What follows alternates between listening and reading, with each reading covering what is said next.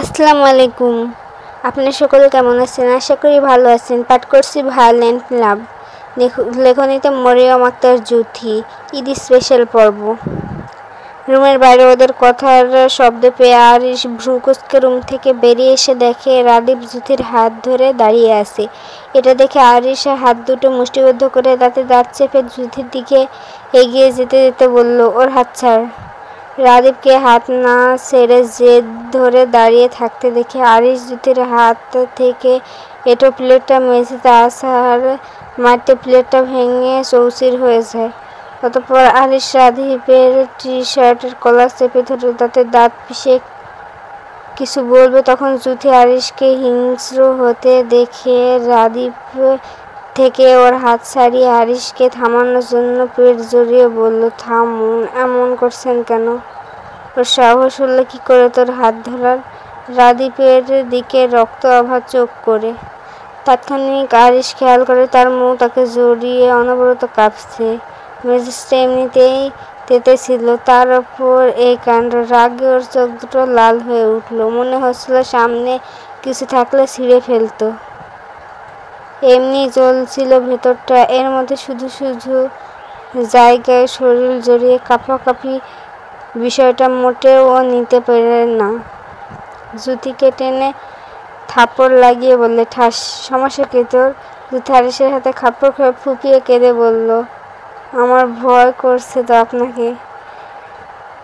আরিশ জুথিকে কাঁদতে দেখে কোনোভাবে রাগ নিয়ন্ত্রণ করতে না পেরে দেয়ালে ঘুষি মেরে বলল, ফারি, এই ন্যাকার বাচ্চাকে আমার সামনে থেকে নিয়ে যেতে বল, আর নয় কি করবো আমি নিজেও জানি না। ফারি আরিশের কথায় জুথিকে টেনে নিয়ে যেতে চাইলেও জুথি ফুঁপিয়ে কাঁদতে কাঁদতে বলল, আমি যাবো না, রাদীপ ভাই কি বলে আমি শুনবো। ব্যাস, জুথির এইটুকু কথায় আরিশের ধৈর্যের সীমা বাহিরে চলে গেল। তেড়ে এসে জুথির চুলের মুঠি পেছন থেকে ধরে ওর কাছে এনে অন্য হাত দ্বারা গাল চেপে রুক্ষ কণ্ঠে বলল, অবাধ্য জিনিস আমার কখনোই পছন্দ না, কিন্তু তুই সেটা পছন্দ করতে বাধ্য করছিস। বলে জুথিকে কোলে তুলে রুমের দিকে যেতে যেতে ফারিকে বলল, ফারি, মেঝেটা পরিষ্কার করে দিস। আরিশ জুথিকে বিছানার ওপর রেখে দরজা বন্ধ করে ওর কাছে এসে ওকে টেনে কাছে এনে বাহু চেপে বলল, সুস্থ আছিস? ভালো লাগছে না? ফুপিয়ে কাঁদছে। মৌ, আমার সামনে ভাবে কাঁদবি না, আমি নিতে পারি না তোর চোখের পা। ওর কথা সম্পূর্ণ শেষ না হতেই জুথি আরিশকে জড়িয়ে ধরে কান্না করে দিয়ে বলল, মাঝে মাঝে আপনি এমন হয়ে যান, তখন ভীষণ ভয় লাগে তো আপনাকে। জুথি আরিশকে জড়িয়ে ধরতে ওর রাগ কিছুটা কমে আসে। অতঃপর জুথিকে বুকের সাথে চেপে ওর মাথায় চুমু দিয়ে হাত বোলাতে বোলাতে বলল, তুই ওর দিকে তাকাবি না, ওর সাথে কথা বলবি না, তুই শুধু আমাকে দেখবি, আমার সাথে কথা বলবি, অন্য কারোর সাথে না। জুথি কান্নার তোপে আরিশের কথা শুনে মালুমে নিল না, শুধু শব্দ করে নিঃশব্দে ফুঁপিয়ে কেঁদে গেল। একটা সময় কান্নার রেশ ধরে জুথি আরিশের বুকে ঘুমিয়ে যায়। জুথির ভারী নিঃশ্বাসের পাশাপাশি কোনো সাড়া শব্দ না পেয়ে আরিশ জুথিকে বুকের ওপর থেকে তুলে দেখে জুথি ঘুমে গদগদ হয়ে গেছে। এটা দেখে আরিশ জুথির গালে, কপালে, নাকে, চোখের পাতায়, বলতে গেলে পুরো মুখমণ্ডলতে একে একে চুমু দিয়ে ঠোঁটের পরপর চুমু খায়। অতঃপর ওভাবে আবার বুকের সাথে চেপে পাতলা কাঁথাটা ওর শরীরে জড়িয়ে ওভাবে শুয়ে পড়ে। আসন্ন কণ্ঠে বলল, মৌ, আমি তোকে কিংবা তোর শরীরকে আঘাত নয়, ভালোবাসতে চাই। যতটা ভালোবাসলে তুই আমার বুকে আশ্রয় খুঁজে নিবি, আমাকে আঁকড়ে বাঁচতে চাইবি, ঠিক ততটাই ভালোবাসতে চাই। বলে তপ্ত নিঃশ্বাস ফেলে জুথির ঘাড়ে মুখ গুজে ঘুমিয়ে যায়। বাড়ির সকলের চেঁচামেচিতে ঘুম ভাঙে জুথি। তখন হয়তো ঘড়ির কাঁটায় 8:19 কি 20। জুথি চোখ ডলতে ডলতে উঠে বসে হাউসি নিয়ে মাথা চুলকে চারপাশটা দেখল। অতঃপর রাতের কথা মনে পড়তো। ওর পাশে বিছানায় তাকাতে দেখে আরিশ নেই দেখে স্বস্তি নিঃশ্বাস ছাড়ে বিছানা থেকে নেমে দাঁড়ালো। কি মনে করে হুট করে আবারও বিছানায় শুয়ে পড়ে মুড়িয়ে আড়মোড়া দিল। অতঃপর উঠে বসে রুমের চারপাশটা আবার দেখলো। না, আরিশ সত্যি রুমে নেই।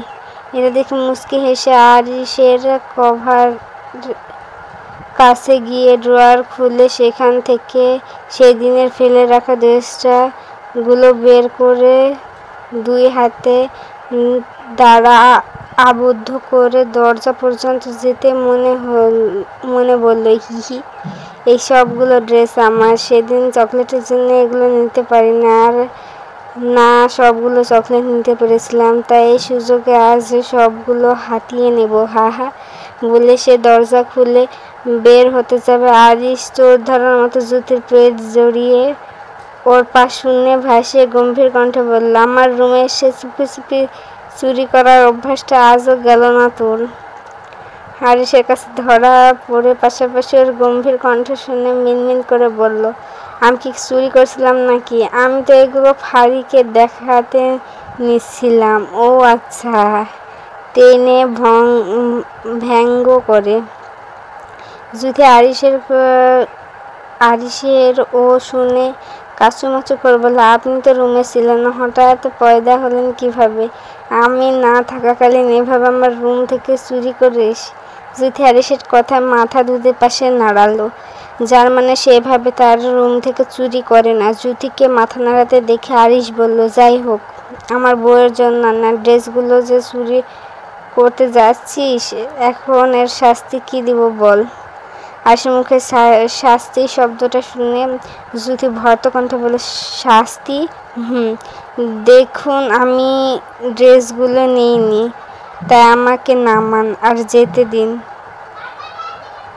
আমার 1 বছরের খিদে লাগছে, শাস্তি না দিয়ে তো তোমাকে যেতে দেব না বলে জুথিকে দাঁড় করে ওর দিকে ঘুরে গম্ভীর কণ্ঠে বললে, যা, তোকে বেশি শাস্তি দেব না। এই 7 সকাল যখন তোর মুখ দেখে শুরু হলো, তাহলে তুই একটা ডিপলি কিস কর, তাহলেই হবে।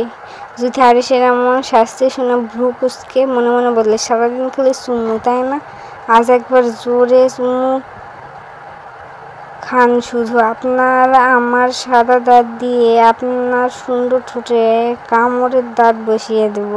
জুথিকে চুপচাপ ভ্রু কুঁচকে নিচের দিকে তাকিয়ে থাকতে দেখে আরিশ বলে, কি ভাবছিস? না মানে, আমি মুখ ধুইনি তো, আগে ফ্রেশ হই, তারপর আপনার জুথি সম্পূর্ণ কথা শেষ না করতে দিয়ে আরিশ বলল, কোনো সমস্যা নেই, তুই নোংরা কাদামাটি মেখে আমার সামনে আসলেও আমি তোকে সেভাবেই চুমু খাবো বললে আরিশ জুথির ঠোঁটে চুমু খেতে গেলে দরজা কড়াঘাতে শব্দ পেয়ে ধ্যান ভেঙে ওর। অসময়ে ডিস্টার্ব পেয়ে আরিশ বিরক্তিতে কপাল কুঁচকে বললে, সব বালের উটকো ঝামেলার সময় রেখে অসময়ে আসতে হবে বললে আবার জুথির দিকে ঝুঁকতে নিলে দরজা ফাঁড়ির গলাও কড়াঘাতে শব্দে আরিশ এক বালতি বিরক্তি নিয়ে বিছানায় বসতে জুথি ছোট ছোট পায়ে গিয়ে দরজা খুলতেই জুথি কিছু বলার আগে ফাঁড়ি বলল, তোকে বড় মা ডাকলো? আমি ডাকলাম, মামনি ডাকলো, তোর রুমে খুঁজলাম, তোর কোনো হদিস পেলাম না। পরে বড় আম্মুর কাছে গিয়ে বলতে সে বলল, তুই ভাইয়ের রুমে আসিস। জুথি ফাঁড়িকে ঘন কথা বলতে দেখে মুচকি হেসে বলল, তুই একদম ঠিক টাইমে এসেছিস। ফাঁড়ি জুথিকে মুচকে হাসতে দেখে বলল, তুই সারা রাত ভাইয়ের রুমে ছিলি? ফাঁড়ির প্রশ্নে জুথি হাসি মিলিয়ে যেতে পাশাপাশি জুথিকে চুপ থাকতে দেখে ফাঁড়ি তার প্রশ্নের উত্তর পেয়ে যায়। অতঃপর তৃপ্তি নিঃশ্বাস ফেলে বলল, তানিশা এসেছে। ফাঁড়ির মুখে তানিশা এসেছে শুনে হেসে ওকে সরিয়ে যেতে নিলে ফাঁড়ি জুথির হাত ধরে কপাল কুঁচকে বলল, ডার্টি মেয়ে, অমুক ধোয়া, কোথায় যাচ্ছিস? জানু এসেছে তো, আগে ফ্রেশ হবি তারপর আসবি। জুথি ফাঁড়ির কথায় চোখ মুখ ছোট করে বলল, রুমে গিয়ে তাড়াতাড়ি ফ্রেশ হয়ে নিচে এসে দেখ তানিশার পাশাপাশি আশিকও এসেছে। আশিককে দেখে জুথি মুচকি হেসে ওর কাছে গিয়ে গাল দুটো টেনে দিয়ে বলল, বাপ্পা তাহলে আমার জামাইটা একটু ফ্রি হলো, বউয়ের কাছে আসার টাইম পেল। জুথির কথা আশিক ভ্রুকুচকে রাগে নিঃশ্বাস ফেলে বলল,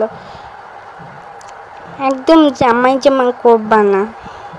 আমি ছোট বলে তোমায় বিয়ে করতে পারবো না, তাই আমাকে জামাই বলো, তাই না? আমি সব বুঝি। শোনো মেয়ে, আমার বয়সটা যদি একটু বেশি থাকতো না, একদম সত্যি সত্যি বিয়ে করে নিতাম তোমাকে, আর তোমার জামাইটাকে বাস্তবে রূপান্তরিত করতাম। এখন আমি তোমার বয়সে ছোট বলে জামাই জামাই বলে আমার মনটা ভেঙে গুড়িয়ে দিও না। লাস্টের কথা বলে ভেঙচি কাটলো। আশিকের কথা শুনে তানিশা, জুথি সহ সবাই খিলখিল করে হেসে দিল।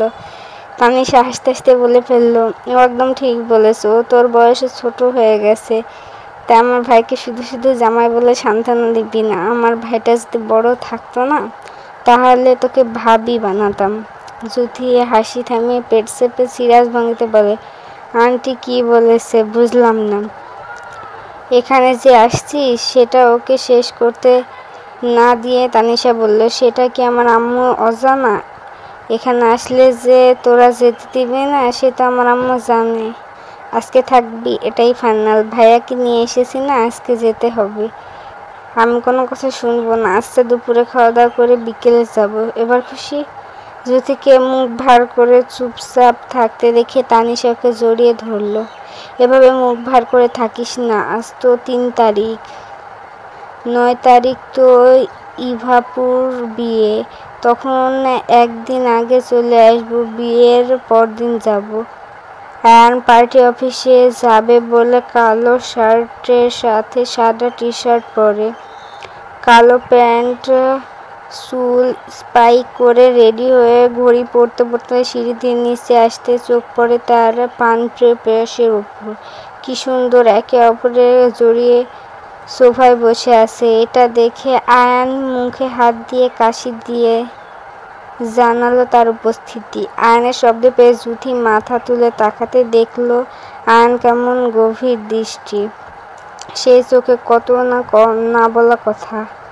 আয়ানকে একদৃষ্টিতে তানিশার দিকে তাকিয়ে থাকতে দেখে জুথি কিছু বলবে, তখনই হঠাৎ করে বলতে গিয়ে থেমে যায়। ভ্রু কুঁচকে একবার আয়ানের দিকে তাকাচ্ছে তো একবার তানিশার দিকে।